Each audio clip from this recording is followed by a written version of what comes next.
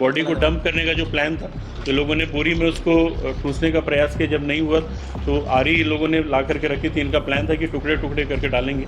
तो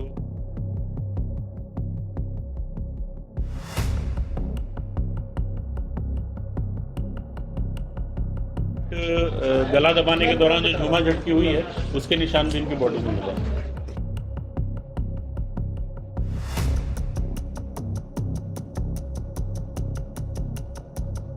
हम लोगों ने जो सद्दाम है जिसका नाम आया था उसको भी पकड़ा, और उस समय जिस समय सद्दाम को पकड़ा गया उस समय वो खुद महादेव ऐप के काम से बाहर निकला हुआ था। और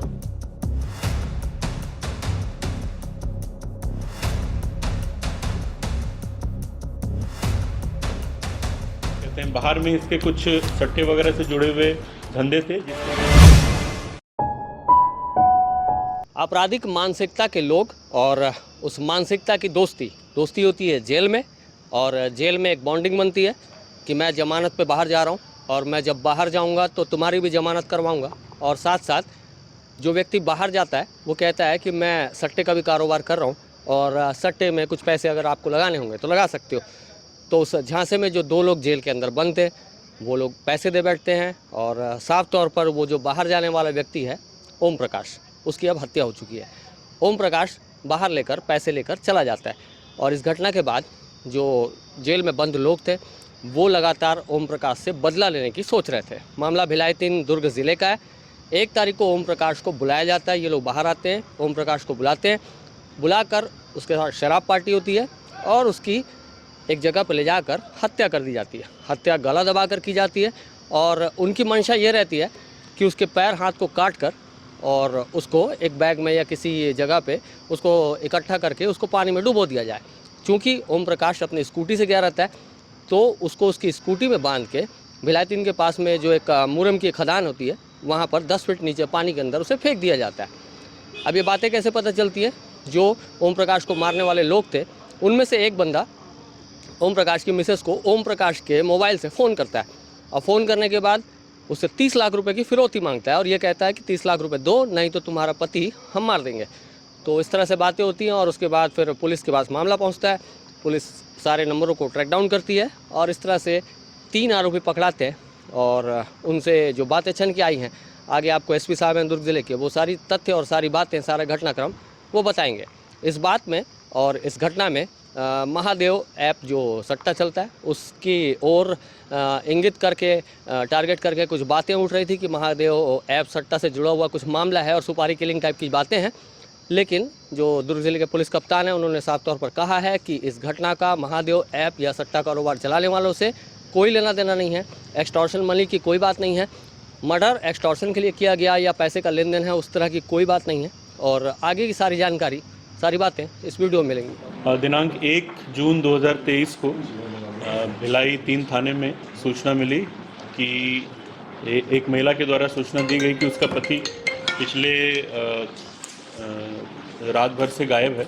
रात में वो 7 बजे, 7:30 बजे करीब घर से निकला था, ये कहकर कि थोड़ी देर में घर आ जाएगा, और उसके बाद फिर वो घर नहीं लौटा रात में। और सुबह 6 बजे करीब उनको पहले एक कॉल आया पति के नंबर से, जिसको इनके बच्चे ने उठाया, और फिर उसने 10 बजे दोबारा कॉल करने के बाद कही। 10 बजे दोबारा जब बात हुई तो जो पति के नंबर से जिस व्यक्ति ने कॉल किया था उसने इनकी पत्नी विमला साहू को बोला कि आपके पति हमारे कब्ज़े में हैं और उनको छुड़ाना है तो 2 दिन के अंदर आप 30 लाख रुपए का अरेंजमेंट करिए, और अगर आप पुलिस के पास जाएंगे तो आपके पति को मार दिया जाएगा।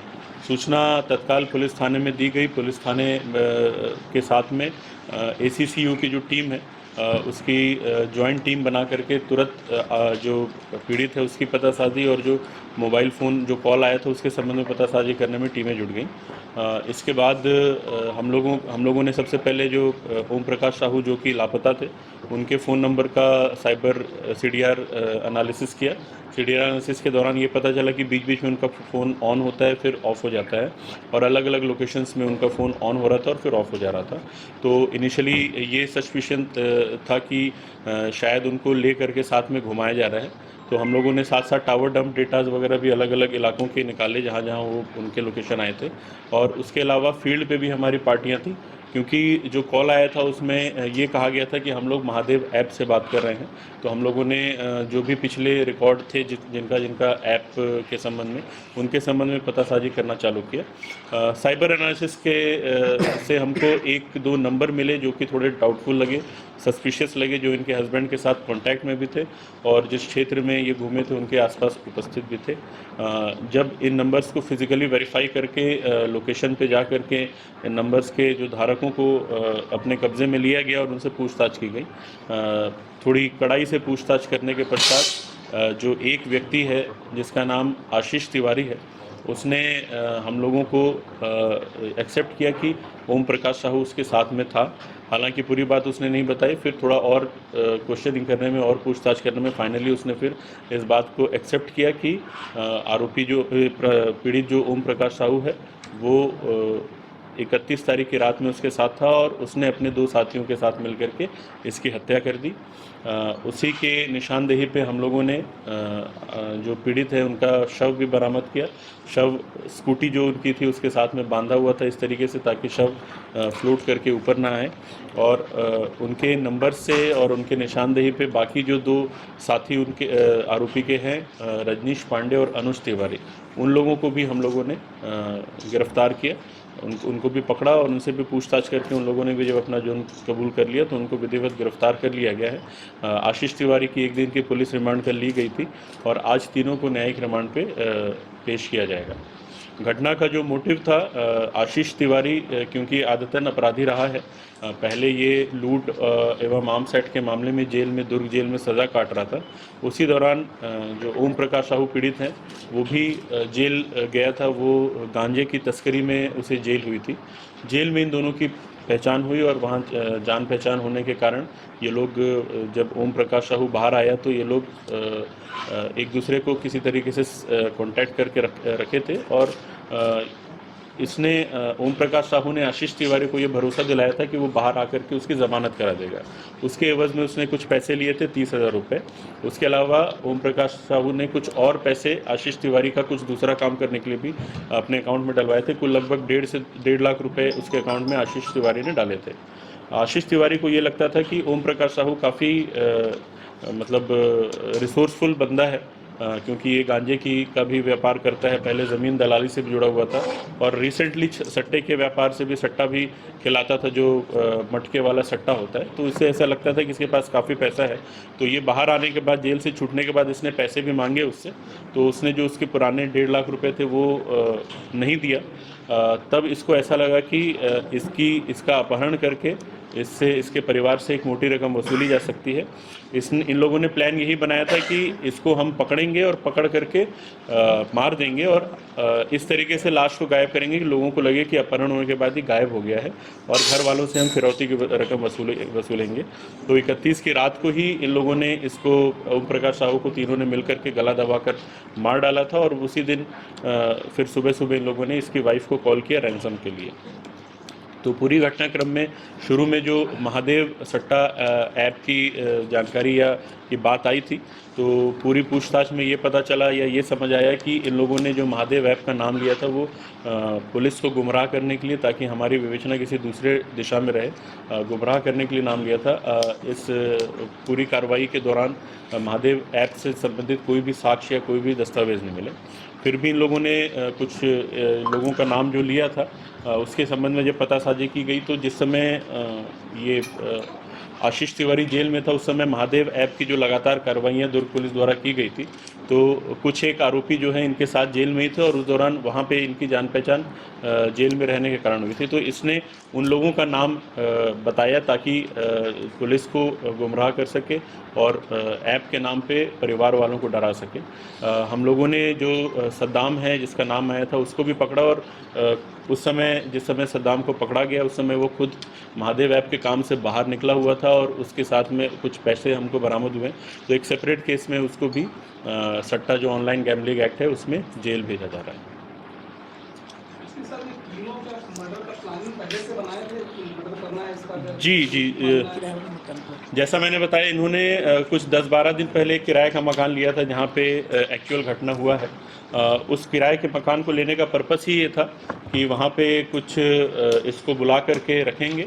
इन लोगों ने यही प्लान किया था कि अगर फिरौती मिल भी जाती और नहीं भी मिलती, दोनों ही केस में इन लोगों ने प्लान कर लिया था कि इसकी हत्या कर देंगे, क्योंकि अगर इसको हम छोड़ देंगे तो ये हमको पहचानता है और पुलिस हम तक पहुंच जाएगी। तो इनका प्लान था कि इसको गायब कर देंगे, मतलब मार करके बॉडी को ऐसे गायब करेंगे कि पुलिस को भी या किसी को भी इसका सुराग न मिले और पैसे भी इनको मिल जाए। महादेव के पैसे की वसूली के लिए पूरा एक वो है, ग्रुप है जो बड़े बंदे उसको ठेका दिया गया। 3-4 ऐसे केस भी हुए हैं। तो उस दिशा में पुलिस क्या कर रही है, ये भी उसी पूरा लग रहा है। ये हम लोगों ने, जैसा मैंने बताया, अभी तक की जितनी भी हमारी जांच हुई है उसमें अभी तक कोई भी साक्ष्य उससे जुड़े हुए नहीं मिले हमको। हालांकि जांच अभी हमारी कंप्लीट नहीं हुई है। हमारे पास मोबाइल फ़ोन सबके हैं, सबका फोरेंसिक जांच भी किया जाएगा। जो डिलीटेड एविडेंस है उसको भी निकाला जाएगा और अगर उस दिशा में कुछ तार जुड़ता है तो उसमें भी फिर कार्रवाई की जाएगी। सद्दाम उस समय ओम प्रकाश ने ये कहा था कि मैं बहुत जान पहचान है मेरी अलग अलग जगहों पे, तो ज़मानत में मैं तुम्हारी मदद करूंगा। तो उसके लिए इसने 30,000 रुपये लेते। उसके अलावा ये क्या कहते हैं, बाहर में इसके कुछ सट्टे वगैरह से जुड़े हुए धंधे थे जिसके पैसे कुछ इसको चाहिए, मतलब इसको लेने थे, तो उसने ओम प्रकाश साहू के उसमें कराए थे। जेल के अंदर अपराधी रहते हैं, जेल के अंदर से फोन के पूरे नेटवर्क चल रहे हैं, वहाँ से बैठ के पूरा काला कारोबार चल रहा है। आपने एक यादव फैमिली को उठवाया था पूरे घर के घर को। किसको? यादव परिवार है, सेक्टर 9 या 10 का पूरे परिवार को उठाया गया, फिर आपको छोड़ा गया।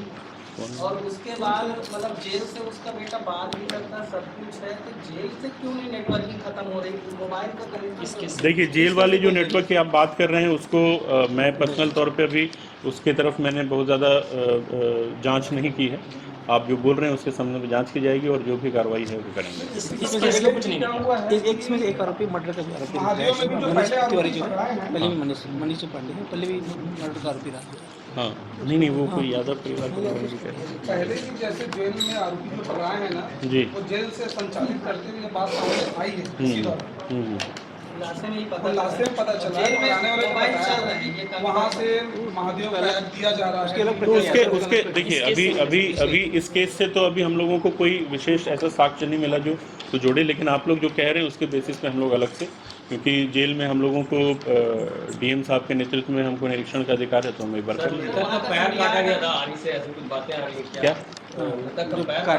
होल्ड करने के लिए सर। जिस समय इन लोगों ने हत्या की उसके बाद बॉडी को डंप करने का जो प्लान था, तो लोगों ने बोरी में उसको ठूंसने का प्रयास किया। जब नहीं हुआ तो आरी लोगों ने ला करके रखी थी। इनका प्लान था कि टुकड़े टुकड़े करके डालेंगे, तो आरी से काटने का प्रयास भी किया था। पूरी तरीके से डिसमेंबर नहीं कर पाए थे, लेकिन बोरे में उसको ठूंस दिया गया था।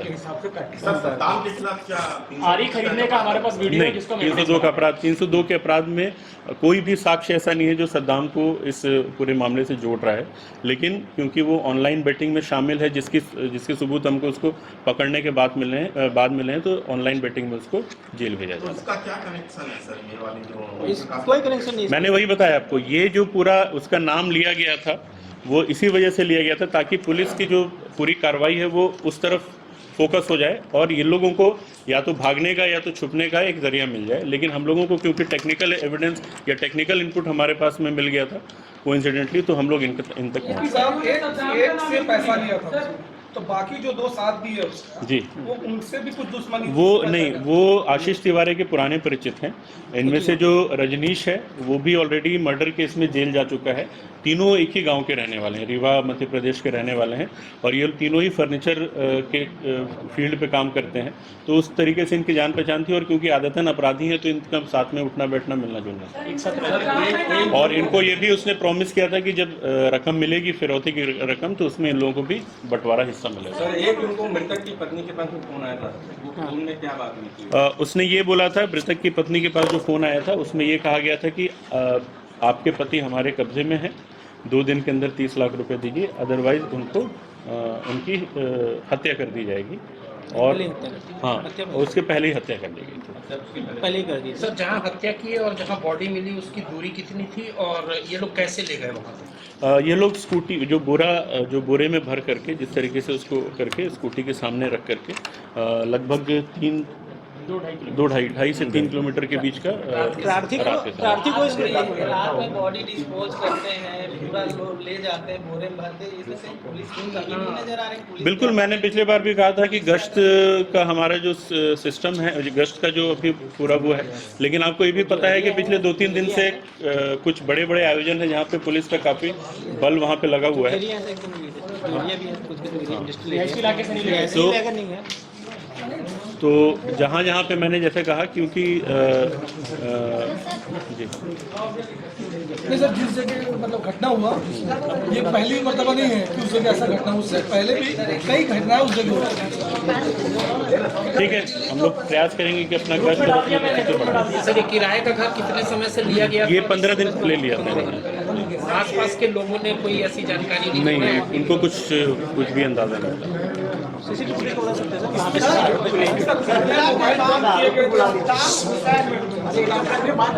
कितने मोबाइल बम किए गए थे इसमें, उसकी जांच के दौरान जहाँ से दोनों का लोकेशन मिला, आरोपी का और मृतक का, कैसे पता चला?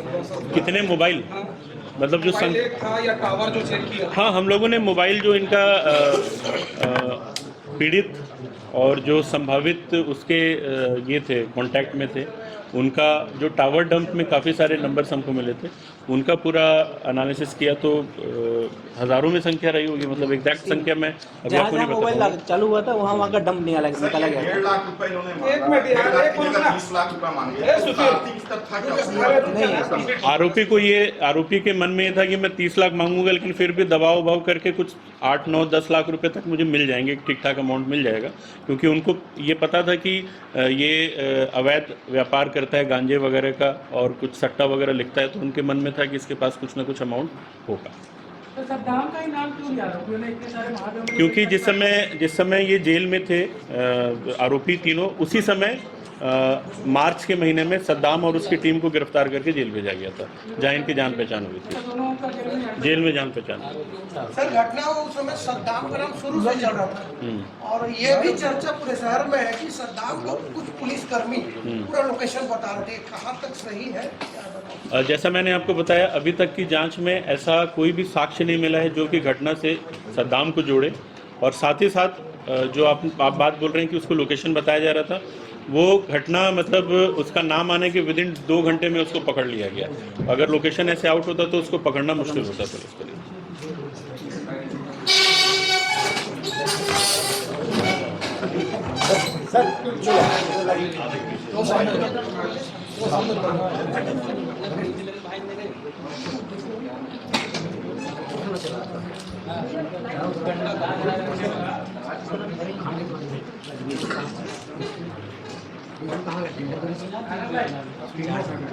नाम बताना है कि कौन कौन? 2 मिनट शांत रहो भैया। ग्रुप में मैंने समझा दिया था। ये आशीष है, आशीष तिवारी जो मुख्य आरोपी है, ये अनुज है और ये रजनीश, ये तीनों लगभग एक ही गांव के हैं, रीवा देव तालाब के आसपास के। ये दोनों कजिन है, चचेरे मौसेरे भाई हैं वो दोनों, और ये उसी गांव का। और जहाँ जिस घर में किराए में लेते वहाँ सीसीटीवी लगा हुआ था, उसका फुटेज बाद में जारी कर दिया। हाँ, सिविल वाले पीछे हट जाइए, सिविल वाले ये सिविल वाले वर्दी वालों के उस तरफ खड़े हो जाओ। सिविल वाले कोने में, सिविल वाले वर्दी के, हाँ, उसके गला दबाया गया था। इनफैक्ट गला दबाने के दौरान जो झूमा झटकी हुई है उसके निशान भी इनकी बॉडी में मिला।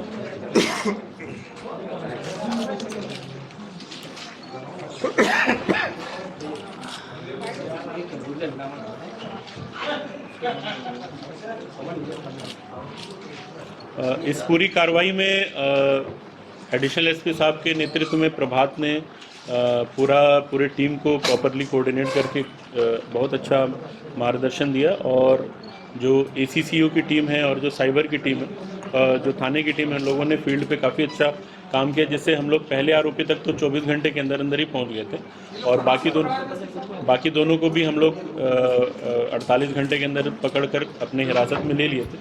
तो हम माननीय पुलिस महानिरीक्षक महोदय से भी अनुशंसा करेंगे कि पूरी टीम को उचित इनाम से पुरस्कृत किया जाए। सर, ये मेन मुद्दा क्या था, क्या करने का मेन काम? ये लोग बेसिकली चाहते थे कि उसके पास जो इनको लगता था कि उसके पास पैसे काफ़ी हैं तो फिरौती के रूप में पैसे वसूल किए जाए और जो पैसा इन्होंने ऑलरेडी दिया हुआ था वो भी उस फिरौती के रूप में इनको वापस मिल जाए। यही आशीष तिवारी प्रोक्योर किया है वो 25 दिन पहले प्रोक्योर कर लिया था। जो रूम लिया है इसी मकसद से रूम लिया था, वो भी 15 दिन पहले ले लिया था। तो प्लानिंग इनकी बहुत, ये 20 अप्रैल को जेल से छूटा है, 10 दिन गांव गया है और 1 मई से प्लानिंग शुरू हो गई थी। 8 मई को सिम मिल गया था, 15, 16, 17 मई को रूम ले लिया था। तो प्लानिंग बहुत पहले से हो गई थी, ये पूरा षड्यंत्र था। ये गिरफ्तार कहाँ से हुए तीनों मिले? ये जो आशीष है वो खुर्सीपार में हमने इसे सबसे पहले गिरफ्तार कर लिया था, बाकी दोनों भाग रहे थे और हमने आरपीएफ की मदद से नागपुर में इनको पकड़ाया था। हम तो नागपुर में मिले, बाकी दो नागपुर में मिले। अनुज और रजनीश पांडे। लेकिन ये थे यहीं पे, भागे नहीं थे। जब एक को उठाया तब बाकी दोनों भागना शुरू किए। इनको भरोसा था कि इन्होंने इनफ प्रिकॉशन लिया और ये नहीं पकड़े इन जाए। लोगों ने एक्चुअली फ़ोन नंबर वगैरह सारा कुछ अपना एक अलग से पूरा एक नया सेटअप रखा था ताकि पुलिस दूसरी डायरेक्शन में चलते रहे और ये शांति से यहाँ पे बैठे रहें। लेकिन टेक्निकल इनपुट्स के बेस्ड पे और साइबर एनालिसिस में हमको कहीं ना कहीं इनका कुछ लिंक मिला जिसके कारण हम इनको पकड़ने में सफल हुए। पर्सनल नंबर से बंद कर दिए थे, दूसरे नंबर से 2 दिन ऑपरेट कर रहे थे, हमने वो लिंक निकाला।